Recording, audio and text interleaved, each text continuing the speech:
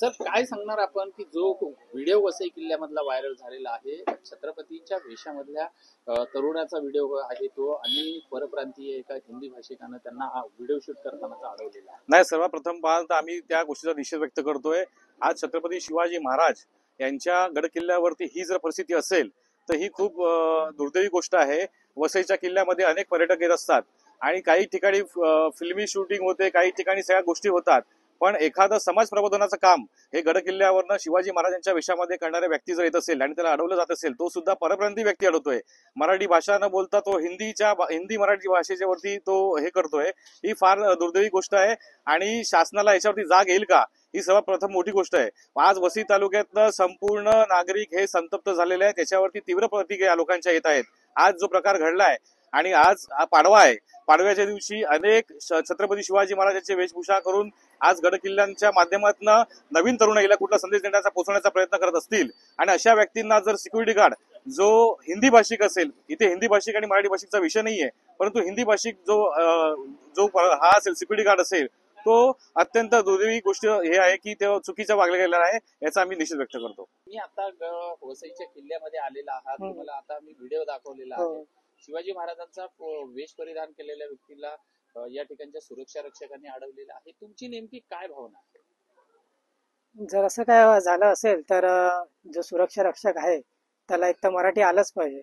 जो महाराष्ट्रात राहत असेल आणि कित्येक वर्षापासून महाराष्ट्रात राहत असेल तर मराठी तर हे आलंच पाहिजे प्रत्येकाला, ही माझी प्रतीक आहे। एका ऐतिहासिक किल्ल्यामध्ये अशा पद्धतीने अडवणूक कशी वाटते?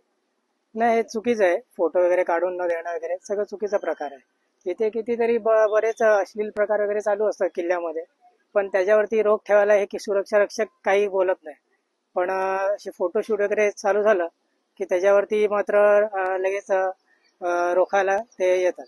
वसई किल्ल्यातील समाज माध्यमावर व्हायरल झालेला व्हिडिओ पाहिला। एक तरुण छत्रपती शिवरायांच्या वेशात फोटो काढत होता, त्याला तिथल्या सिक्युरिटी गार्डकडून तो फोटो काढण्यासाठी मज्जाव करण्यात आला आणि कुठेतरी मन विषण्ण झालं। आम्ही दुर्ग संवर्धक या नात्याने वसई किल्ल्यात अनेक मोहिमा केल्या, अगदी दारूंच्या बाटल्यांचे खच आम्ही गोळा केले, अश्लील चाळे, pre wedding shoot, pre baby shoot, म्हणजे ज्या प्री बेबी शूटमध्ये अक्षरशः गरोदर बाई असते आणि तिचा नवरा तिच्या पोटाची पप्पी घेतो, हे मला उद्वेगजनक वाटलं। असे फोटो समाज माध्यमावर व्हायरल होत असताना म्हणजे कुणी त्याची साधी दखल घेतली नाही आणि एक महाराजांच्या वेशातला मावळा प्रबोधन करतोय आणि त्याच्यावर बंदी घातली जाते, हे कुठेतरी उद्वेगजनक वाटलं। मुळात याला मराठी आणि परप्रांतीय हा वाद जोडू नये, कारण शिवाजी न होत तो सुन्नत होती सबकी, असं उत्तरेतले कवी कविभूषणांनी सांगितलेलं आहे। पण आजचा जो प्रकार आहे तो निंदनीय वाटला। असे प्रबोधनात्मक व्हिडिओ व्हायला पाहिजे जेणेकरून समाजात प्रबोधन होईल।